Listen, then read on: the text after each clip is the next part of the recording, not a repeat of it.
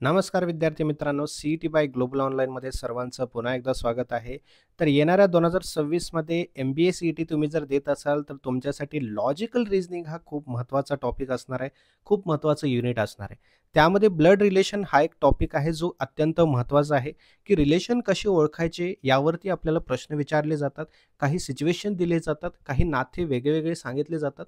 त्यावरून आपल्याला ओळखायचं असतं, की एचं आणि बीचं रिलेशन काय किंवा बीचं आणि सीचं रिलेशन काय किंवा एफचा आणि झेडचं रिलेशन काय काहीही विचारले जाऊ शकतात. ठीक आहे. सो असे प्रश्न कसे सोडवायचे आहेत यासाठी आपण आज काही एम-सी-क्यूज, काही एक्सपेक्टेड एम-सी-क्यूज डिस्कस करणार आहोत ब्लड रिलेशन या टॉपिकवरती. त्यामुळे सर्वांनी हा सेशन शेवटपर्यंत पाहायचा आहे आणि जास्तीत जास्त शेअर करायचा आहे. येणाऱ्या वर्षात जर तुम्हाला बेस्ट कॉलेजेसमधून, टॉप कॉलेजेसमधून एम-बी-ए करायचं असेल, तर त्यासाठी तुम्हाला तुमचा पर्सेंटाइल वाढवावा लागेल. तुमची स्टडी स्ट्रॅटेजी चांगली करावी लागेल. त्यासाठी आम्ही घेऊन आलेलो आहोत एम-बी-ए सी-ई-टी 2026 कंप्लीट कोर्स, ज्यामध्ये तुमचं पूर्ण प्रिपरेशन करून घेतलं जाणार आहे. या कोर्समध्ये तुम्हाला लाईव्ह लेक्चर्स मिळणार आहेत. Topic wise MCQs, full syllabus notes, full syllabus mock test आणि एम-सी-क्यू सीरीजसुद्धा तुम्हाला प्रोव्हाईड केली जाणार आहे. जेणेकरून हा पूर्ण एक ओव्हरऑल पॅकेज आहे तुमच्यासाठी, तुमचं प्रिपरेशनला बूस्टअप करण्यासाठी. यासाठीची नवीन बॅच सुरू होत आहे 25 ऑगस्टपासून. तुम्हाला या नंबरवरती व्हॉट्सअप मेसेज किंवा व्हॉट्सअप कॉल करायचा आहे आणि आजच ही नवीन बॅच जी आहे ती सुरू करायची आहे, स्टार्ट करायचं आहे, प्रिपरेशनला सुरुवात करायची आहे. या व्यतिरिक्त तुम्ही ग्लोबल ऑनलाईनचं ॲपसुद्धा डाउनलोड करू शकता. बघा, प्ले स्टोअरवरती जा, ग्लोबल ऑनलाईन सर्च करा. हा लोगो तुम्हाला तिथे दिसेल, त्या लोगोचं ॲप्लिकेशन डाउनलोड करा. त्या ठिकाणी स्टोअर सेक्शनमध्ये जर तुम्ही एम-बी-ए सी-ई-टी सिलेक्ट कराल, ते स्टेप्स पूर्ण फॉलो करून तुम्ही काय करायचं आहे, कोर्स जॉइन करून घ्यायचा आहे. अजिबात उशीर करू नका, ही तुमच्यासाठी सुवर्ण संधी आहे. सध्या जर तुम्ही लवकरात लवकर जॉइन कराल, तर तुम्हाला कमीत कमी फीसमध्ये हा कोर्स मिळणार आहे. ठीक आहे. तर हा आहे तुमचा पहिला प्रश्न तुमच्या स्क्रीनवरती. बघा, लक्षात ठेवा, प्रत्येक वेळी तुम्हाला काय करायचं आहे, इंग्लिशमधूनच प्रॅक्टिस करावी लागेल, कारण आपल्याला कंपल्सरी आहे, इंग्लिशमधूनच आपल्याला पेपर द्यायचा आहे, राईट. मग आता बघा, मी एक्सप्लेनेशन तुम्हाला मराठीतच करेन. प्रश्न सगळे किंवा कन्सेप्ट जे आहेत ते पूर्ण इंग्लिशमध्ये असणार आहेत. एक्सप्लेनेशन पूर्ण मराठीत असेल. पहिला प्रश्न काय म्हणतोय, in a family ABCDEF, A and B are married. ठीक आहे. A is a male. म्हणजे बघा, मी एक चार्ट तयार करतो, त्याच चार्टप्रमाणे तुम्हालाही करायचं आणि तसंच तुम्हाला सॉल्व करायचं बरं का पुढे सुद्धा. ए आणि बी नवरा बायको आहेत. ए त्यामध्ये मेल आहे, म्हणजे ए कोण झाला, हजबंड झाला, राईट. आणि त्याची बायको बी, ही कोण झाली, वाईफ झाली. एच म्हणजे हजबंड, डब्ल्यू म्हणजे वाईफ. ठीक आहे. C is a A's brother. आता ब्रदर म्हटलं तर एका फॅमिलीमधली ती ओळ झाली. मग त्यामुळे एच्याच बाजूला मी घेतो सी. सी कोण आहे, ब्रदर आहे, राईट. सी कोण आहे, ब्रदर आहे. C is a A's brother. त्यानंतर पुढे D is a C's daughter. D is a C's daughter, म्हणजे सीची डॉटर कोण आहे, डी. इथं लिहितो मी डॉटर. ठीक आहे. आता ब्रो आहे, म्हणजे ब्रदर आहे म्हटल्यानंतर हे कोण झाले, हे झाले वडील, करेक्ट. आणि ही त्यांची मुलगी कोण, डी. त्यानंतर E is a D's brother. आता एकाच ओळीत घ्यावं लागेल ब्रदर म्हटल्यानंतर. आता इथे ई घेतो. ई कोण आहे, भाऊ आहे, कोणाचा, डीचा. सो डी आणि ई हे कोण झाले, भाऊ आणि बहीण, राईट. भाऊ बहीण झाले. F is a age mother. आता या दोघाचीही आई, याला मी खाली घेतो. ठीक आहे. या दोघाचीही आई कोण आहे, एफ आहे. ठीक आहे. या दोघाचीही आई एफ आहे. आपल्याला प्रश्न विचारला आहे की ईचं आणि बीचं काय relation, what is the relation of E. ईचं बी सोबत नातं काय. ई कुठे आहे, इथे. ईचं नातं, ठीक आहे, बीशी काय आहे, आलं लक्षात. ईचं नातं बी सोबत काय आहे. आता ई कोण आहे, सीची नाही, सॉरी, सीचा मुलगा आहे, तो ब्रदर आहे नाही का. सीचा मुलगा आहे, म्हणजे आपल्या वडिलांचा भाऊ. हे कोण झालं, काका. आणि काकाची बायको कोण झालं, काकी, करेक्ट. मग ईचं रिलेशन विचारलं ना आपल्याला, ईचं रिलेशन विचारलं. मग ईचं रिलेशन बी, ईचं रिलेशन बी सोबत काय झालं. आता काकीचं हे ई कोण होणार? पुतण्या, राईट. मग नेफ्यू हे करेक्ट आन्सर येणार आहे. काय येणार आहे? नेफ्यू हे करेक्ट आन्सर येणार आहे. काकीसाठी ई कोण आहे? नेफ्यू म्हणजेच पुतण्या. ठीक आहे. अशाच प्रकारे चार्ट बनवायचं तुम्हाला. या प्रकारे एकाखाली एक घ्यायचं आहे. भाऊ असेल, बहीण असेल, आजूबाजूला घ्यायचं आहे. नवरा असेल तर वरती, बायको असेल तर खालच्या साईडला घ्यायचं आहे, आणि त्यांचा मुलगा किंवा मुलगी असेल तर त्याला पण खाली घ्यायचं आहे. ठीक आहे. मुलगा असेल खाली घ्यायचा आहे, मुलगी असेल त्याच्या बाजूला घ्यायचा आहे. बाजूला म्हणजे मुलाच्या बाजूला किंवा मुलीच्या बाजूला भाऊ. ठीक आहे. म्हणजे भाऊ बहीण असतील तर आजूबाजूला येतील, नवरा बायको असतील तर खालतीवरती येतील. ठीक आहे. अशा प्रकारे मग तुम्हाला व्यवस्थितपणे कळेल की कसं सोडवायचं आहे. पुढचा प्रश्न बघा, म्हणजे आणखीन चांगल्या पद्धतीने कळेल. पुढचा प्रश्न बघा. ए आणि B, A is a brother of B, B married to C. Okay. A आणि बी हे कोण आहेत? ब्रदर अँड सिस्टर आहेत, राईट. ए तर ब्रदर आहे, मग बी ऑब्व्हियसली सिस्टर असणार आहे. पुढे आहे बी is married to C.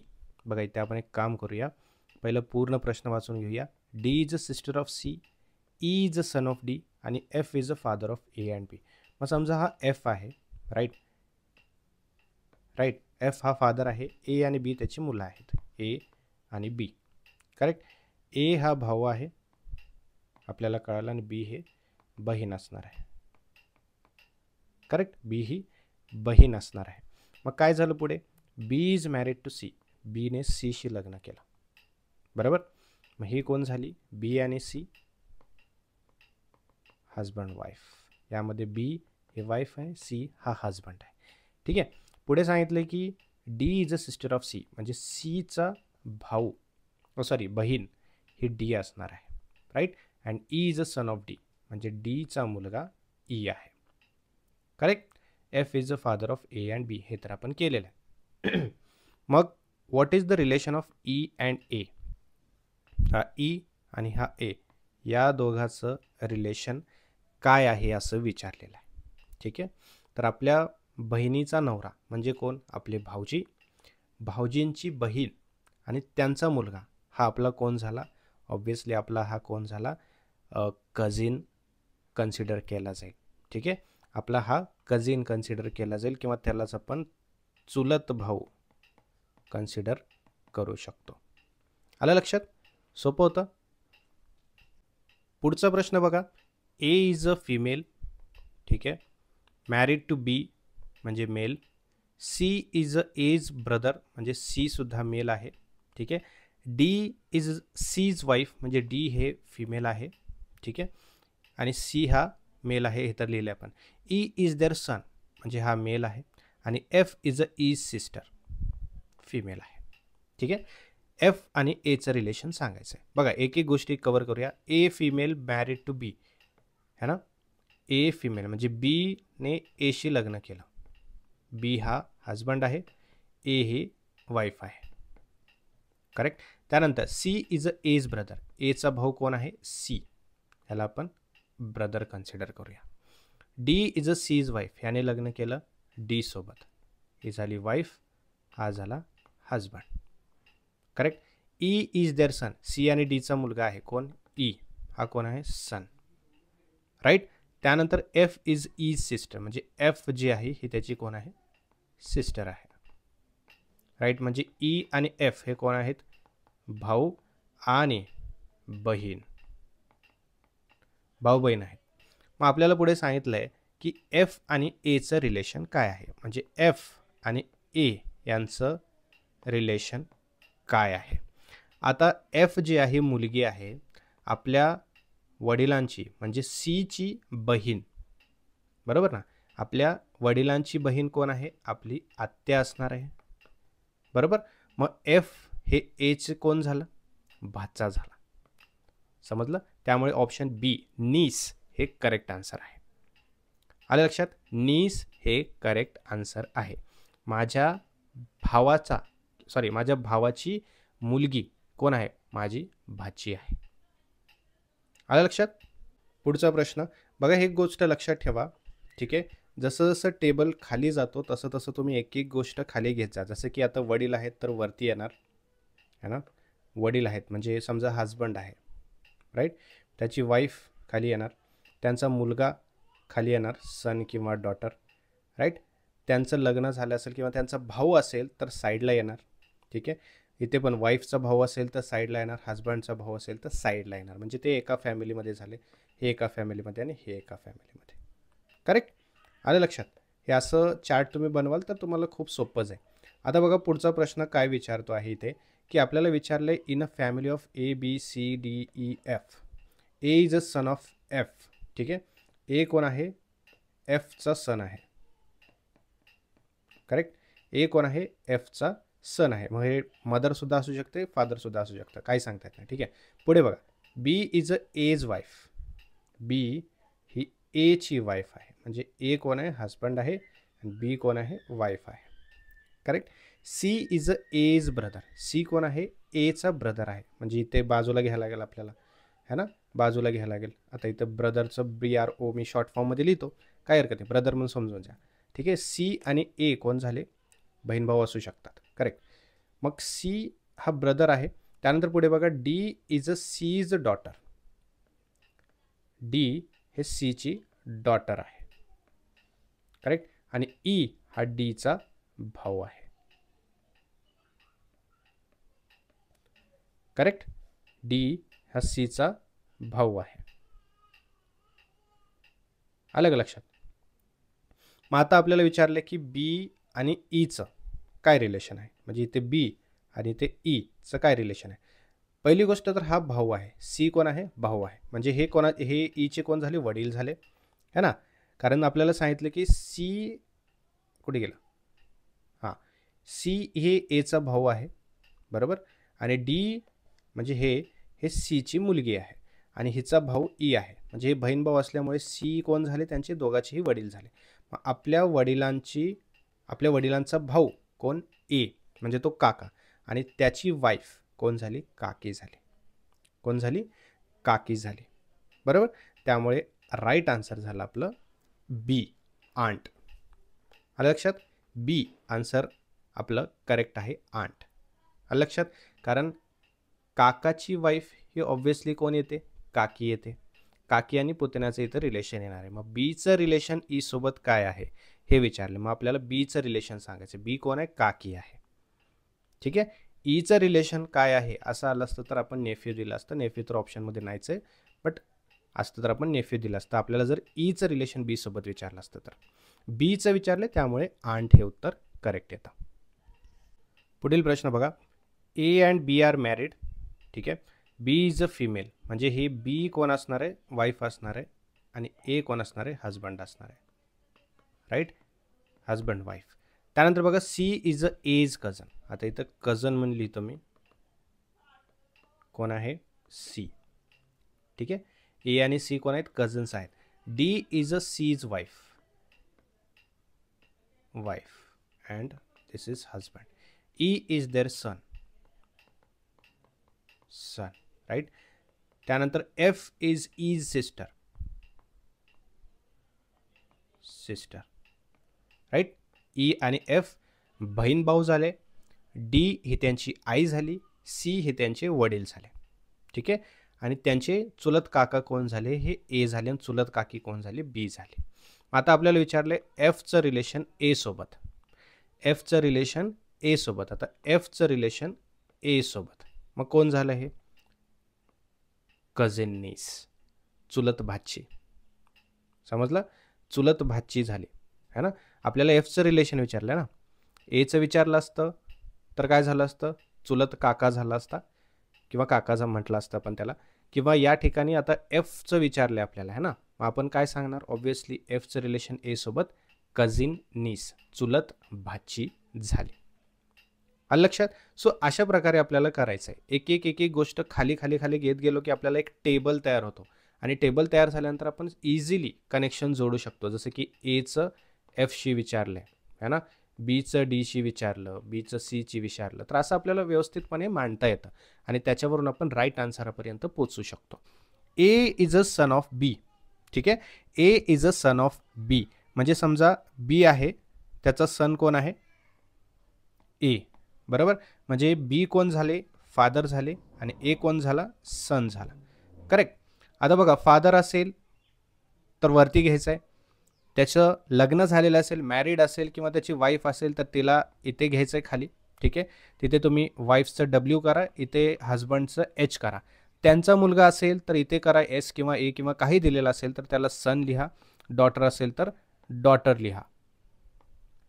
Right, हे अशा प्रकारे करायचं आहे. मग आपल्याला लगेच कळून जाईल कसं राईट आन्सरपर्यंत पोचता येतं. बघा आता मी कसं सॉल्व्ह करतो ते लक्षात घ्या अगोदर.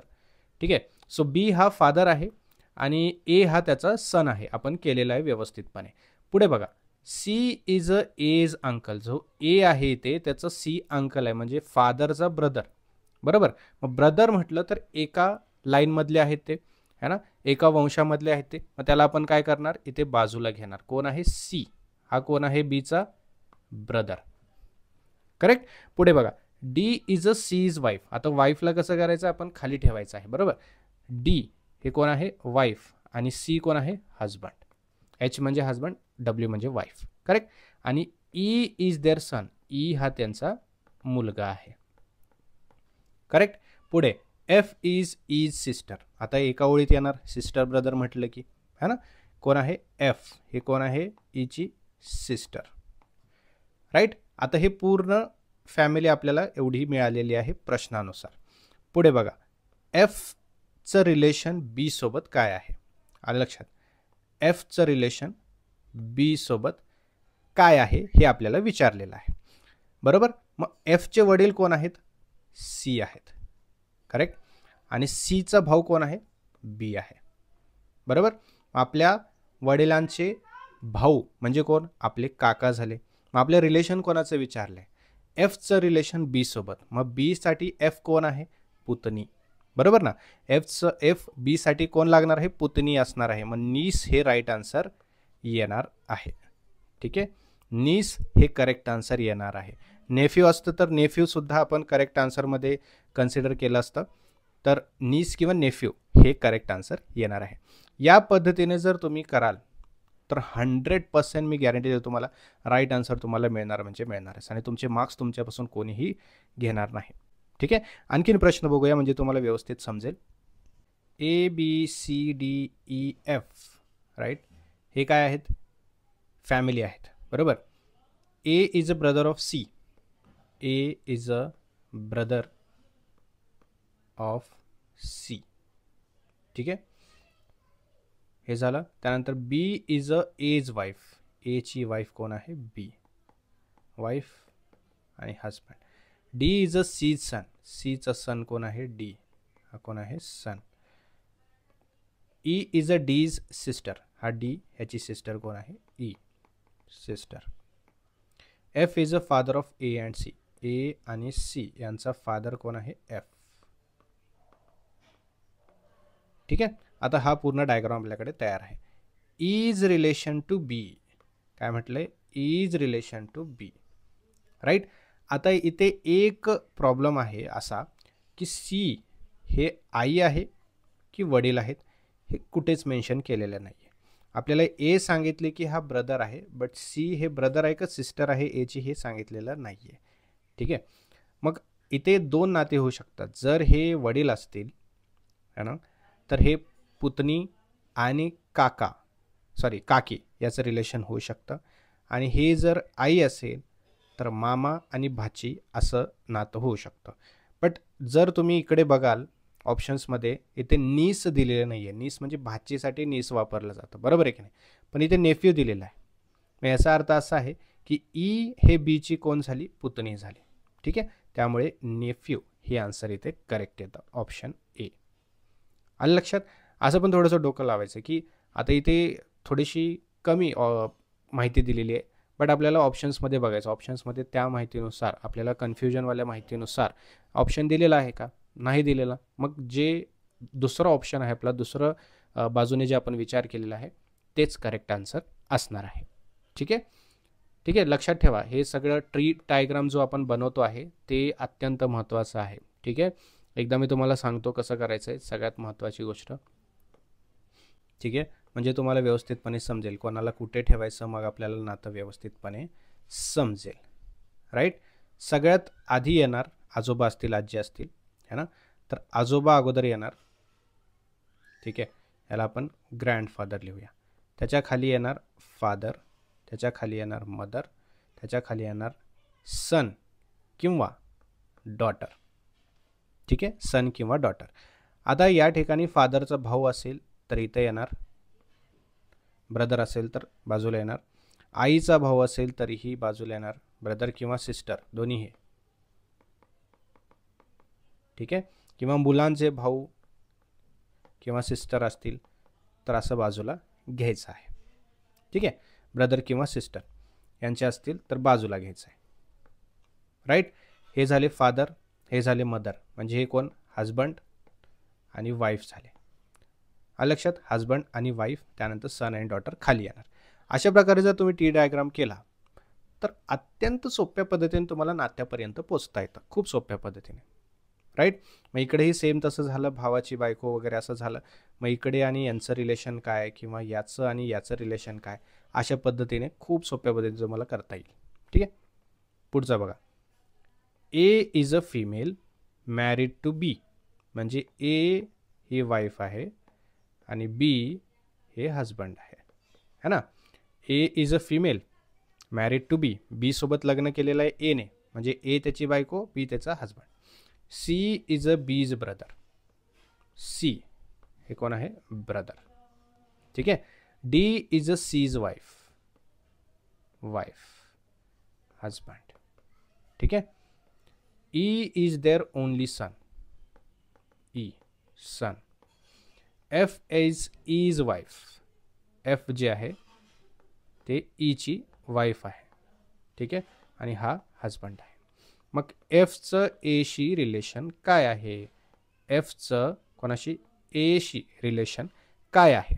नाव बघा, फॉर एक्झाम्पल हे ई हे मी आहे असं समजा. ठीक आहे, निहाल सर आहेत, निहाल सरांची वाईफ एफ, करेक्ट. मग माझे वडील जे आहेत ते कोण आहेत, सी. राईट, यांचे भाऊ माझे कोण लागणार, काका. राईट, आणि त्यांची वाईफ कोण लागणार, काकी. मग माझे काका काकी ते माझ्या वाईफचे कोण लागणार, काका काकीच लागणार. मग याचा अर्थ काकी आणि पुतणे बाय मॅरेज, बाय मॅरेज आहे बरं का, हे सख्खे आहेत का नाही, बाय मॅरेज ते नातं जुडलेलं आहे. सो काकी आणि पुतणी असा त्याचा अर्थ होतो. आता एफचं रिलेशन ए सोबत काय असणार आहे, पुतणी, म्हणजे ऑप्शन बी, नीस बाय मॅरेज. आलं लक्षात, समजलं, खूप सोपं होतं. एफचं नातं ए सोबत काय असणार आहे. आता बाय मॅरेज पण नातं असतं, अगोदर सख्खं जोडायचं मग बाय मॅरेज तेच असतं, फक्त पुढे बाय मॅरेज लागतं, बस एवढंच फरक आहे.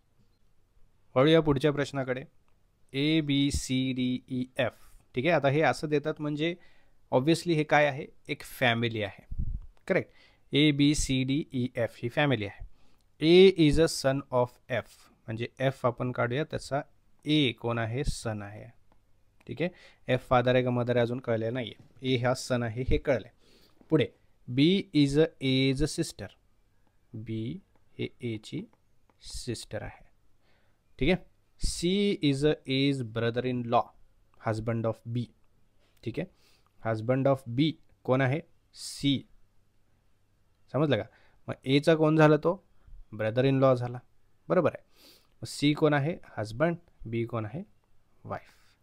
पुढे D is a C's sister. ठीक आहे, डी जी आहे हे सीची कोण आहे, सिस्टर आहे. खूप मोठं नातं इथे. आता ई इज अ डीज सन, डीचा मुलगा कोण आहे, ई आहे. खूप मोठं नातं दिलेलं आहे नाही का. तर ईचं रिलेशन एफ सोबत काय आहे, ईचं रिलेशन कुठे गेला, एफ सोबत काय आहे. तर यामध्ये ई हा एफचा नातू लागला पाहिजे. कोण लागला पाहिजे, ग्रँडसन लागला पाहिजे. अलग लक्षात का, कारण बघा ए हा त्याचा मुलगा आहे. ठीक आहे, आणि बी ही त्याची मुलगी आहे किंवा तिची मुलगी आहे. इथे मेन्शन केलेलं नाही आहे मेल आहे की फिमेल आहे. राईट, त्यामुळे आपण हे दोन काय आहेत, ए आणि बी, मुलं मुली त्यांचे असं आपण कन्सिडर करूया. ठीक आहे, मग मुलीचा नवरा हा कोण लागणार आहे, हा सी एफचा कोण लागणार आहे, जावई. करेक्ट, जावयाची बहीण आणि तिचा मुलगा ई. आलं लक्षात, तिचा मुलगा ई, म्हणजे जवळपास मुलगीच असं आपण समजतो, जावयाच्या बहिणीला आपण मुलगीच असं समजतो आणि तिचा मुलगा म्हणजे आपला नातू आहे असं संबोधलं जातं. कारण बीचं रिलेशन ई सोबत जर म्हटलं तर हे बाय मॅरेज लागलेलं आहे, बरोबर ना? आणि त्यामुळे हे लांबचं नातू असल्यासारखं आपण कन्सिडर करणार आहोत. पण नातू आहे हे महत्त्वाचं आहे या ठिकाणी. ठीक आहे? नातू हे त्याचा राईट आन्सर येणार आहे. पुढे, A is a male, he is a sister of B. Sorry, he has a sister B. ठीक आहे? ए मेल आहे आणि बी त्याची सिस्टर आहे. ठीक आहे? Right. C is their mother, या दोघांचीही आई कोण आहे? सी. ठीक आहे. D is A's uncle. ठीक आहे. एचे अंकल कोण आहेत? डी, म्हणजे फादरचे ब्रदर. अलग लक्षात, म्हणजे फादरचे ब्रदर. आता इथे हजबंड असणार आणि त्यांचा भाऊ कोण? डी. राईट. त्यांचा भाऊ कोण? डी, म्हणजे सीच्या नवऱ्याचा भाऊ डी.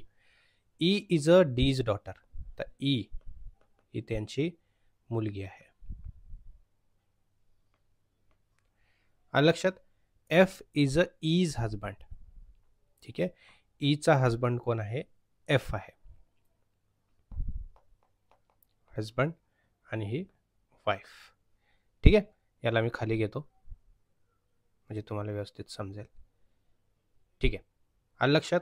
एफ कोण आहे? हजबंड. ई वाईफ आहे आणि यांचा वडील कोण आहे? डी आहे.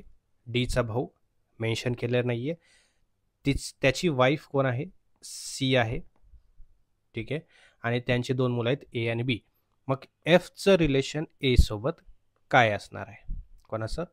एफचं रिलेशन ए सोबत. पहिली गोष्ट तर ए साठी डी हे कोण आहेत? तर काका आहेत. राईट. काकांची मुलगी म्हणजे चुलत बहीण. राईट. चुलत बहीण कोण आहे? ई. एची ई कोण आहे? चुलत बहीण. राईट. आता एफ कोण आहे? चुलत बहिणीचा नवरा. राईट. मग बहिणीचा नवरा कोण होतो? आपले भाऊजी होतात. भाऊजी म्हणजे ब्रदर इन लॉ. बहीण कोण आहे? चुलत बहीण आहे, कझिन आहे. मग याचा अर्थ काय? Cousin brother in law. आलं लक्षात? Cousin brother in law. अशा प्रकारे याचं उत्तर येतं. समजलं? सो हे ट्रिक्स जे आपण यूज करतोय, हे ट्रिक्स जे आपण वापरलेले आहेत, अत्यंत महत्त्वाचे ट्रिक्स आहेत. याचप्रमाणे जर तुम्ही ट्री डायग्राम करून जर फॅमिली बॅकग्राऊंड व्यवस्थितपणे जर चेकआउट केलं किंवा सॉल्व केलं तर तुम्हाला अत्यंत सोप्या पद्धतीमध्ये आणि कमीत कमी वेळेमध्ये राईट आन्सरपर्यंत पोहोचता येणार आहे. ठीक आहे. So this is all about today's session everyone. काही अडचण असेल तर कमेंट बॉक्समध्ये सांगा, मी लगेचच नेक्स्ट सेशनमध्ये तुम्हाला त्याचं सोल्युशन मिळवून दे. ठीक आहे. भेटूया पुढच्या सेशनमध्ये. Thank you so much. Have a great day.